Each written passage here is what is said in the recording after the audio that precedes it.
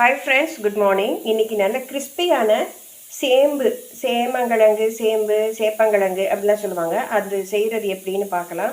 அதுக்கு நல்லா 2 விசில் வேக வச்சுருக்கேன். இந்த மாதிரி நீங்கள் உரிச்சிங்கன்னா தோல் உரியணும். உள்ளே குழன்னு வேகக்கூடாது. கொஞ்சம் ஓரளவுக்கு கட்டியாக தான் இருக்கணும். அப்போ தான் உங்களுக்கு அந்த கிறிஸ்பினஸ் கிடைக்கும். நீ எப்படி செய்கிறதுன்னு பார்க்கலாம்.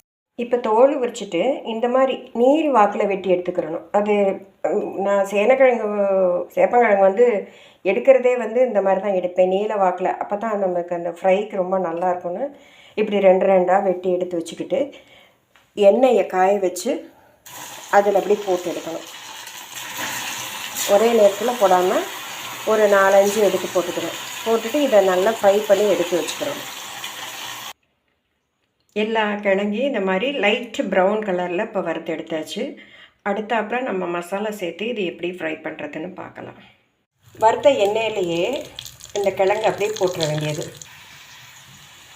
இப்போ இதுக்கு தேவையான அளவுக்கு உப்பு, அப்புறம் மசாலா பொடி. அது என்ன வேணாலும் நம்ம வீட்டில் இருக்க மசாலா பொடி.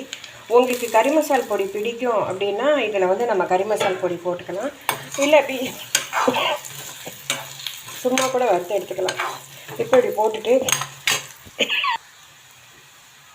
இதுக்கு லைட்டாக நம்ம ஜஸ்ட்டு தெளிச்சு காட்டில் தண்ணி போதும்